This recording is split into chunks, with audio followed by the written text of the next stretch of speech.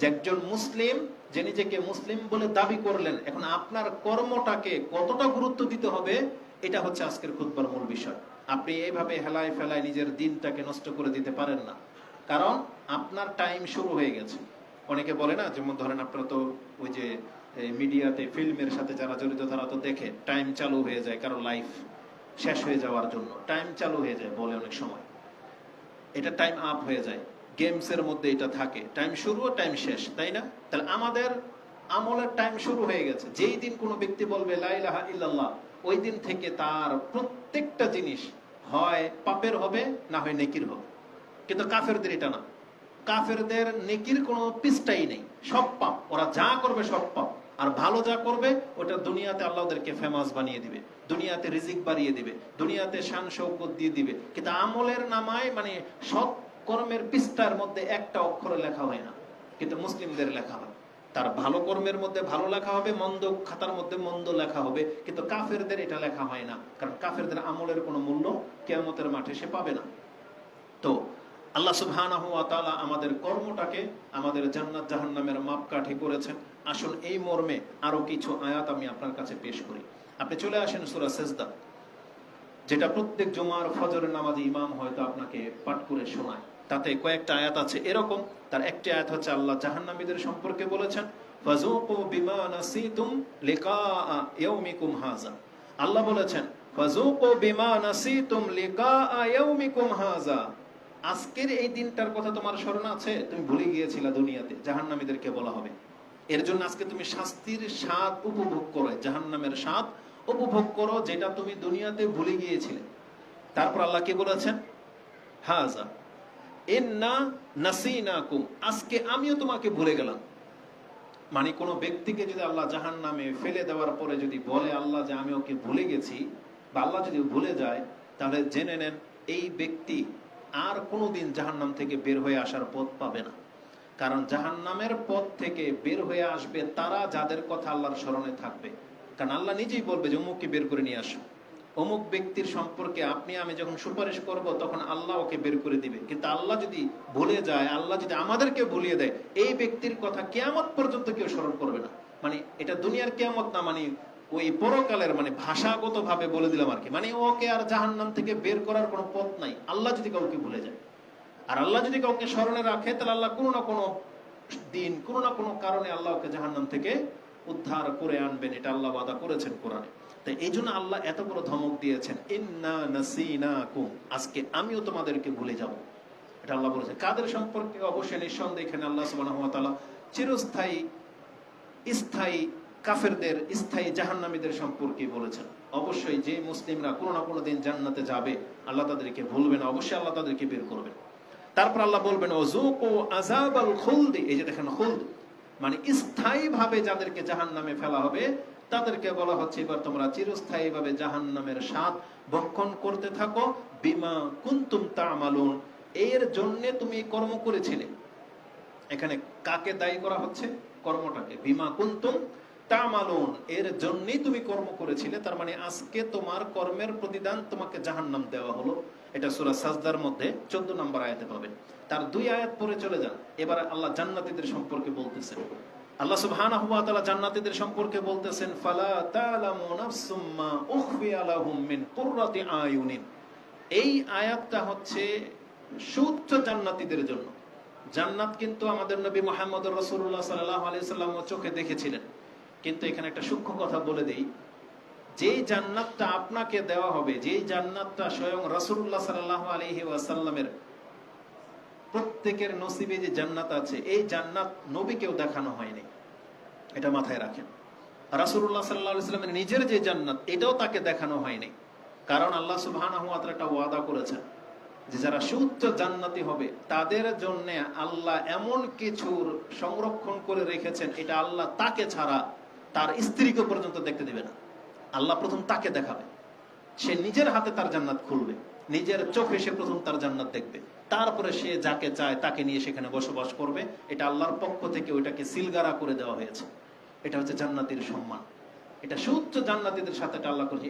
তাদের সম্পর্কে বলেছেন যে আমি তার জন্য যে নিয়ামত রেখেছি, এটা আজ পর্যন্ত মা লা আইনুন রাত, এটা কোনো চক্ষুকে আল্লাহ দেখতে দেয় নাই। তাহলে রাসূলুল্লাহ সাল্লাল্লাহু আলাইহি ওয়াসাল্লাম জান্নাত দেখেছেন, কিন্তু এটা ওই জান্নাত না যেটা সুউচ্চ জান্নাতীদেরকে দেওয়া হবে। রাসূল সাল্লাল্লাহু আলাইহি ওয়াসাল্লাম নিজের জান্নাত দেখতে চেয়েছিলেন, কিন্তু তাকে ঢুকতে অনুমতি দেওয়া হয়নি, যে আপনার সময় এখনো আসে নাই। তার মানে আল্লাহ যে বলেছেন কোন চক্ষু দেখে নাই, কোন কান শোনে নাই, কোন অন্তর সেটা ফিল করতে পারে না, এটা হচ্ছে সংরক্ষিত জান্নাত, যাকে আল্লাহ শুধু জান্নাতীদেরকে দেখাবেন। এটা অত্যন্ত ব্যাপার। আল্লাহ আমাদেরকে সেই জান্নাত দান করো, আমিন। আল্লাহ সুবহানাহু ওয়া তাআলা বলেছেন, ফালা তা'লামু নাফসুম মা উখফিয়া লাহুম মিন কুররাতি আয়ুনিন। এরপরে আল্লাহ কি বলেছেন? জাযাআম বিমা কানু ইয়ামালুন। আমি তাদেরকে এই জাযা, সম্মান কেন দিব? বিমা কানু ইয়ামালুন, কারণ তারা এর জন্যই কর্ম করেছিল। তার মানে এখানেও কর্মটাকে আনা হয়েছে। জাহান্নামীদের জন্য কর্মকে দাঁড় করা হয়েছে, জান্নাতীদেরকে জান্নাতি দেওয়ার পরেও একথাই বলা হবে যে এর জন্যই তো তুমি কর্ম করেছিলে, লাও এটার প্রতিদান আজকে জান্নাত। আল্লাহ সুবহানাহু ওয়া তাআলা এই সম্পর্কে আরো কিছু আয়াত আপনি নিয়ে নেন। কোরআনে একটা আয়াতে সূরা মুরসালাত, তাতে আল্লাহ বলেছেন, কুলু ওয়াশরাবু হানিআম বিমা কুনতুম তা'মালুন। জান্নাতে যখন তাদেরকে নেয়ামত খেতে দেওয়া হবে, স্বাধীনভাবে ছেড়ে দেওয়া হবে, তাদেরকে এই ডিক্লিয়ার দেওয়ার সময় এই কথাটাই বলা হবে, বিমা কুনতুম তা'মালুন, তোমরা তো এর জন্যই কর্ম করেছিলে। তার মানে আমাদেরকে কর্ম করতে হবে জান্নাতের জন্য, জাহান্নামের জন্য না। এটা সূরা মুরসালাত, যেটা আপনি 77 নম্বর সূরার 43 নম্বর আয়াতে পেয়ে যাবেন। সূরা যুখরুফে আল্লাহ সুবহানাহু ওয়া তাআলা এইভাবে বলেছেন, ওয়া তিলকাল জান্নাতুল্লাতী নুরিসু ওয়া তিলকাল জান্নাতুল্লাতী উরিসতুমুহা বিমা কুনতুম তা'মালুন। জান্নাতকে জান্নাত দেওয়ার পরে জান্নাতীদেরকে বলা হবে, তিলকাল জান্নাহ, এটাই সেই জান্নাত, যেই জান্নাতের আজকে তোমাদেরকে উত্তর অধিকারী, মানে উত্তরসূরি বানানো হলো, বা তোমরা অধিকারী হইলা। কেন? এর জন্যই তোমরা কর্ম করেছিলে। এখানে কর্মটাকে নিয়ে আসা হয়েছে। এইভাবে একাধিক আয়াতে আপনি জান্নাত এবং জাহান্নামের বর্ণনার পরে যেখানে আল্লাহ শেষ করেছেন বর্ণনা, ওখানে দেখবেন আপনি কর্মের কথা আছে। অথবা জান্নাত কারা পাবে, প্রথমেই তাদের কর্মের কথাটা এনেছেন। যেমন কাদ আফলাহাল মুমিনুন, মুমিনরা সফল কাম হয়ে গেছে। এর শেষে জান্নাতুল ফেরদৌস আছে একবার 11 নম্বর আয়াতে, কিন্তু এই 10টা আয়াত হচ্ছে কর্ম।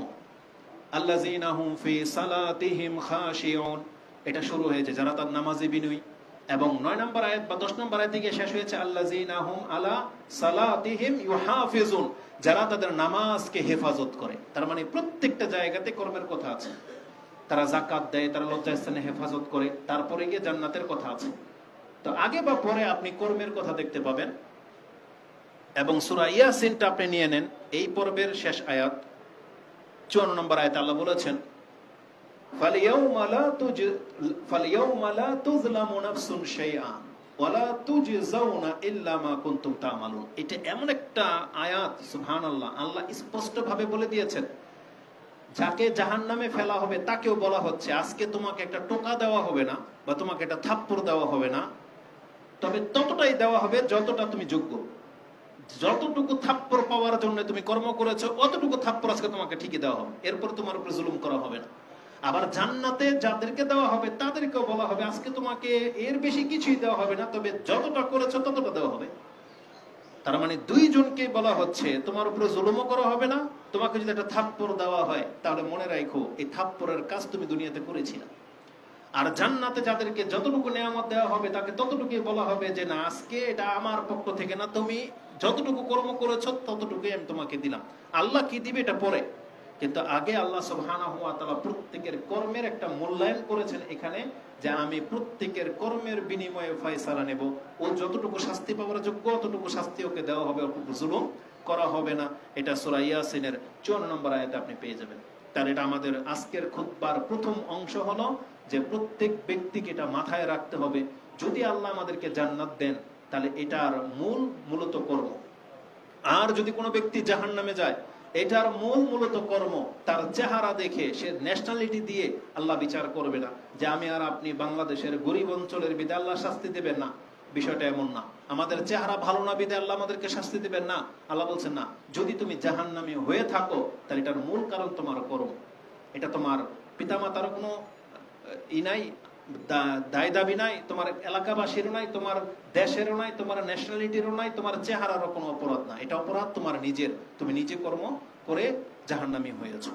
ঠিক জান্নাত সম্পর্কে আল্লাহ সুবহানাহু ওয়া তাআলা এটাই বলেছেন।